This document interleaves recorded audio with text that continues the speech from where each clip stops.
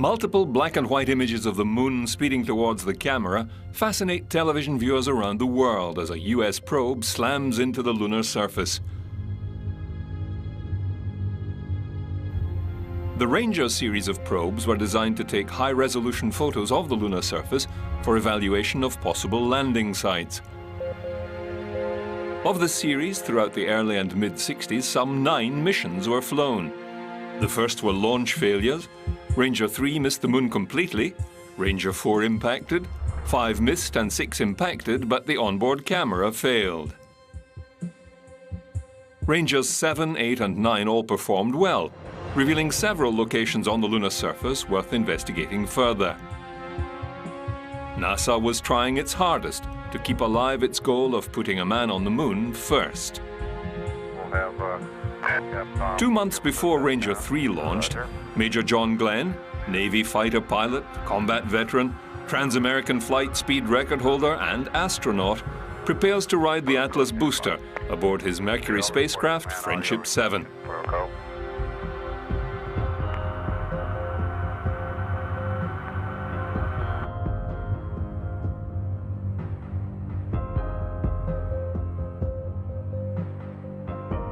The Atlas had had a checkered history as the first operational US ICBM, but proved its worth by launching Glenn into orbit.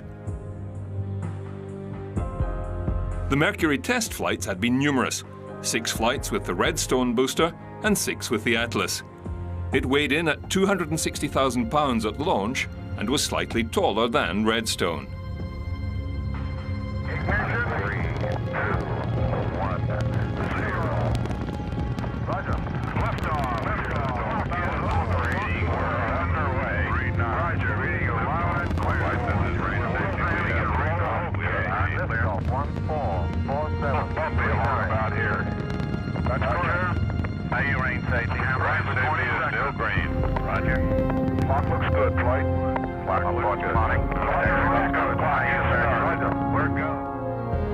Glenn was given the go-ahead for 3 orbits by Mission Control, and he settled down to his 5-hour journey. Early into the flight, Glenn surprised Mission Control with the observation of thousands of fireflies swarming around the capsule. They were unable to explain the phenomenon.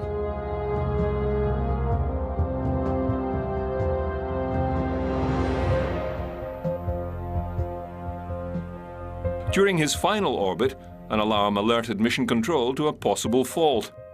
It indicated that the landing bag had deployed, possibly causing the heat shield to detach.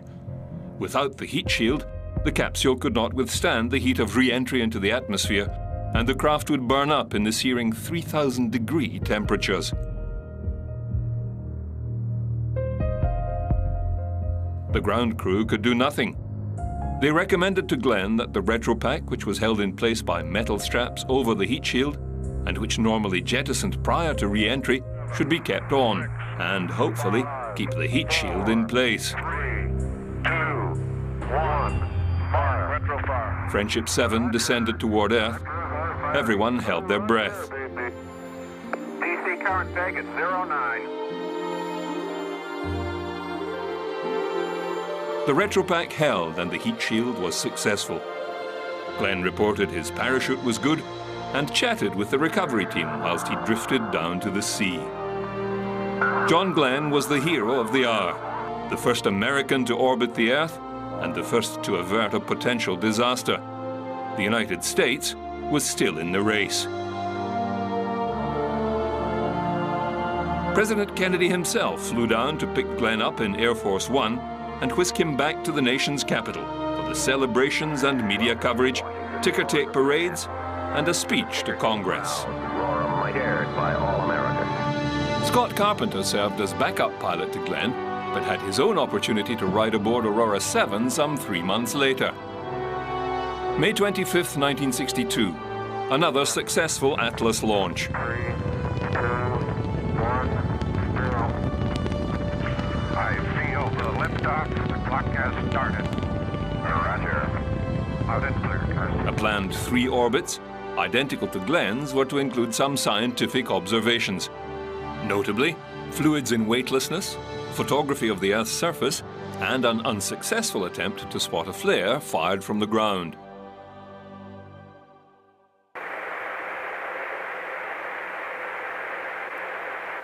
One mystery was solved, however: John Glenn's fireflies. On the final orbit, Carpenter inadvertently knocked the cabin wall, knocking loose ice particles on the outer skin. They flew about the capsule, illuminated by the sunlight. Another mechanical failure occurred, however. The pitch horizon scanner, part of the automatic control system, failed. Carpenter assumed control of the craft's systems and manually made the corrections. Due to the malfunction and his fascination with the fireflies, Carpenter overshot his planned re-entry, coming down 402 kilometers off target. When the recovery crew located him, Carpenter was already aboard his life raft beside the capsule.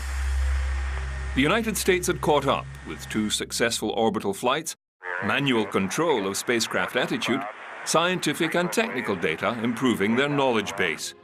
What would the Soviets do next? The Russian chief designer pulled a rabbit out of his hat. 2, actually. The Russians chalk up another victory in the space race as they put 2 manned spacecraft into orbit within 24 hours of each other. Colonel Pavel Popovich and Major Andriy Nikolaev follow in the footsteps of 2 other Russian astronauts, Titov and Gagarin, and thus give the Soviets 4 manned orbital flights against 2 for the United States. Within 72 hours, the first man aloft traveled more than 1,000,000 miles, 4 times the distance to the moon, a distance it would take a jet airliner 2.5 months to fly. Nikolaev reported being able to see Vostok 4 as it attained orbit, with the 2 cosmonauts chatting briefly over the radio. Neither craft had maneuvering capability. Unable to change their orbital speed, they soon drifted apart. It was the first multiple launch, and the first time more than 1 human was in space. Again, another propaganda hit, although there was little technical or scientific knowledge gained from the stunt.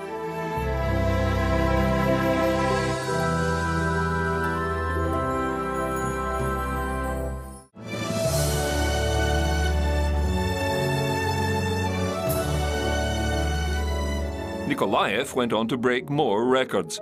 The first multi-day flight with a total of 3.93 days and 64 orbits of the Earth. Popovich in Vostok 4 made 48 orbits. A malfunction in the life support system troubled him, taking the cabin temperature down to 10 degrees. Due to a misunderstanding with the ground crew, his flight was terminated early by ground control. They thought Popovich had given them the code word to abort the flight. He landed some 7 minutes behind Vostok 3. The Mariner satellite probed Venus 36 million miles away, and work was progressing on Project Rover, a nuclear-powered moon vehicle. Mariner 2 was launched successfully on August 27, 1962. Mariner 2 was the first NASA space probe to successfully encounter another planet, Venus. It was a simplified version of the Ranger spacecraft sent aloft by an Atlas Agena booster combination. It consisted of an instrument package of radiometers, a micrometeorite detector, a solar plasma sensor, charged particle sensor, and a magnetometer. Solar panels provided the power. On the 3.5-month journey, Mariner measured the solar winds of charged particles leaving the Sun, confirming the Soviet observations from Luna 1. It also detected cosmic rays coming from outside the solar system. The spacecraft passed within 35,000 kilometers of Venus and measured the temperature distribution of the planet's surface, revealing the dense cloud cover of the planet was cool, but beneath, Venus had a very hot surface, 425 degrees Celsius. The probe also proved communication with spacecraft at long distances was possible.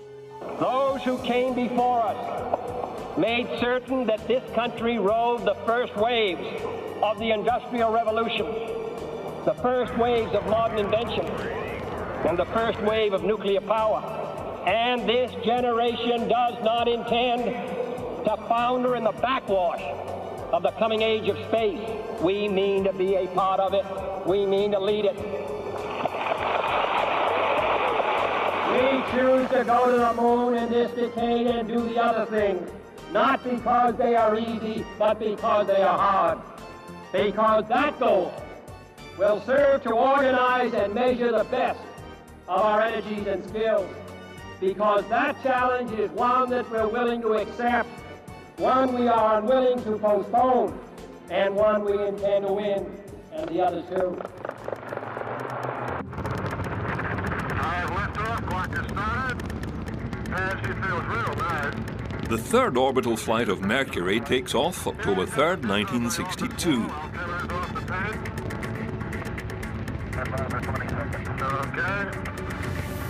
2, 1, start. Your backup started and running good. We'll give you a active line 30. The first of two longer duration flights, the capsule was christened Sigma 7. Okay, oxygen okay. All systems appear to go and she's getting oriented.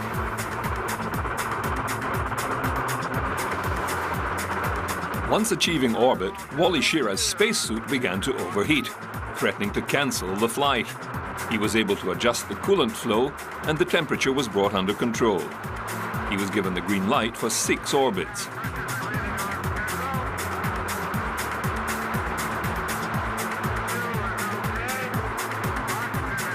The mission was geared towards engineering rather than science. The craft was left to free drift to see if the autopilot system would function properly. Schirra called it the chimp configuration. He then tried steering by the stars, but found it a very difficult task to perfect. The course of his flight took Schirra to the highest manned altitude yet, 283.2 kilometers at apogee, the highest point of his orbit.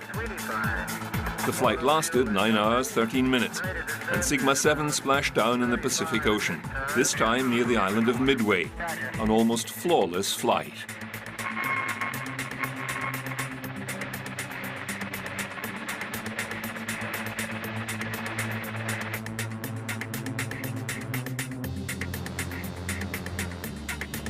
NASA's plans to achieve Kennedy's goal were beginning to materialize. The next generation of spacecraft was beginning to take shape.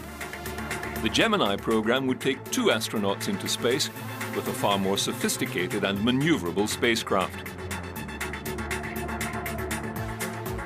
3 more probes are launched by the Soviet Union, bound for Mars.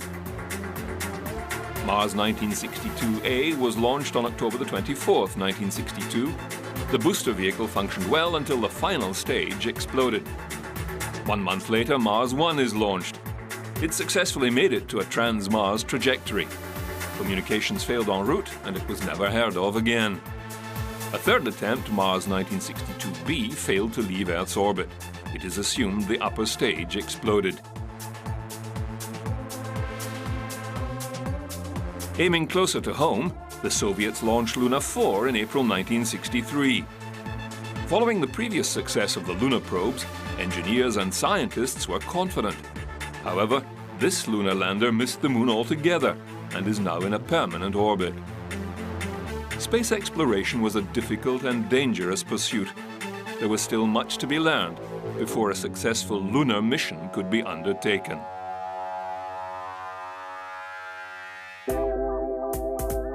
The next Mercury flight was Faith 7, piloted by the larger-than-life Leroy Gordon Cooper Jr., better known as Gordo. He was the youngest of all the Mercury astronauts. The Atlas Mercury 9 was launched on 15th May 1963, the first flight for the year. Prior to launch, Gordo Cooper, who was renowned for being able to sleep anywhere, anytime, had to be awakened by flight control before the launch. This was a long-haul flight lasting over 39 hours and 19 minutes, more time spent in space than all the Mercury astronauts combined. Cooper orbited the Earth 22 times. He did manage to catch a nap in orbit as well. Cooper's mission was the final one of the Mercury series, and the last time an American would fly in space alone.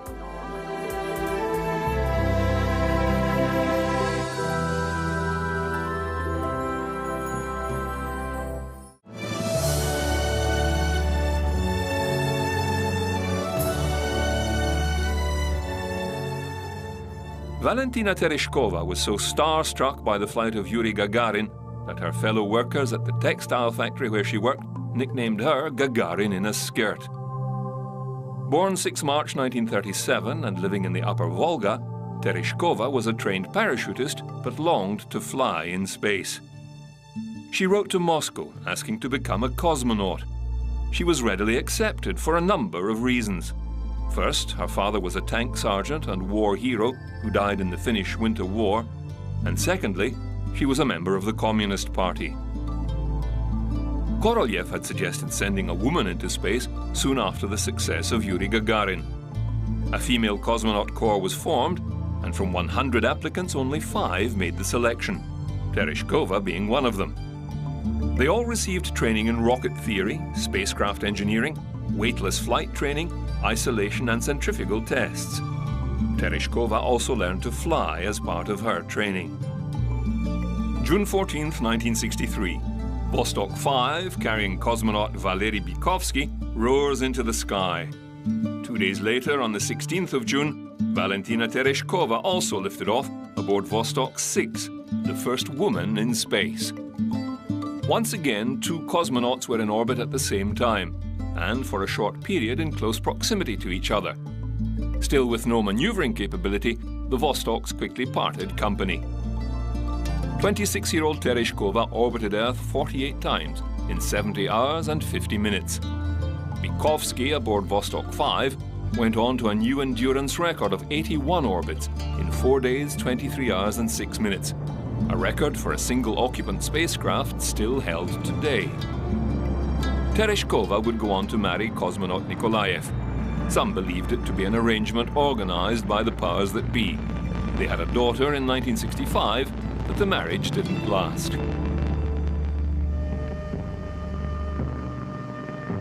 An event that shook not only the United States but the entire world proved to be another turning point in America's race for the moon. November 22nd, 1963, President John F. Kennedy is shot and killed in Dallas, Texas. The area is a swarm with police, rangers, and Secret Service men. The murderer slips the net, but a few blocks away, a man is captured after he is reported to have killed a policeman. That man is a 24-year-old pro-Castro Texan who once sought Soviet citizenship. Sweeps in melancholy waves over the hushed throng. The one man capable of challenging the Soviet dominance in space had died before seeing his goal of landing a man on the moon come to fruition. With President Johnson and Robert Kennedy, some thought that with his death, the dream would also die, but it became a rallying point in history. NASA knew they could do it. Congress had already funded the project, and above all, the people of the United States still expected the dream to be achieved, even if only to honor the president's wishes.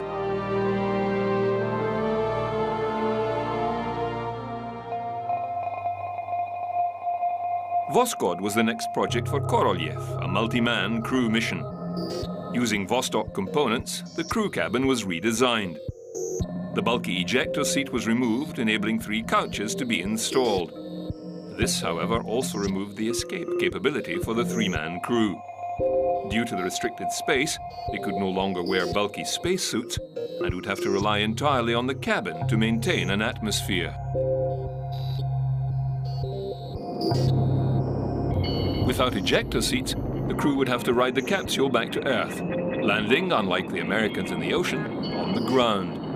Braking rockets were added to the parachute lines to soften the impact of landing.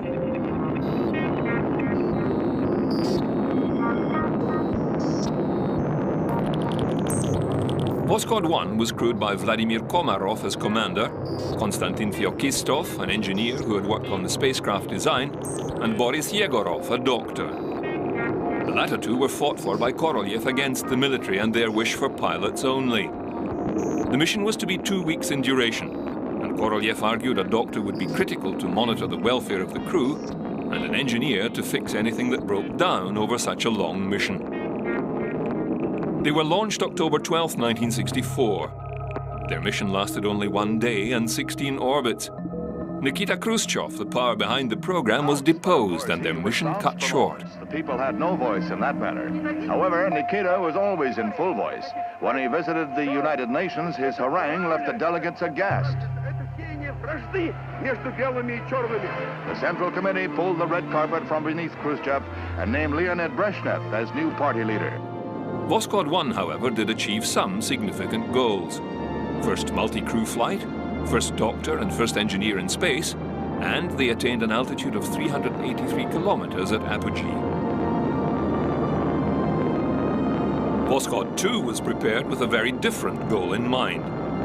March 18, 1965, it was launched with a two-man crew, both wearing spacesuits.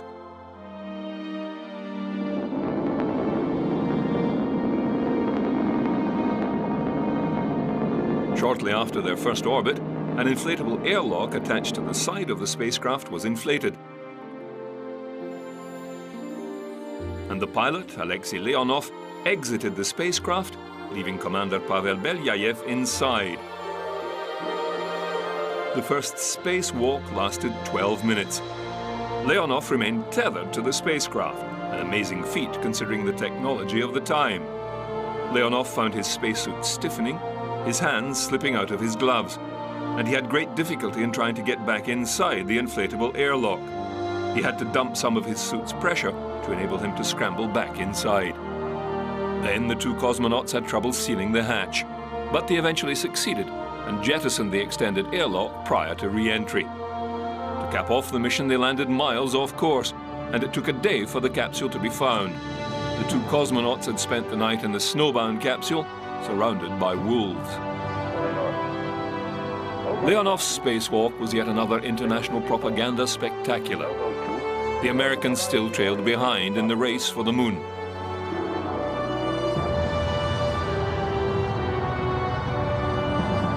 However, the new Gemini spacecraft was nearing readiness and would soon prove America's capabilities and finally eclipse the Soviets in space.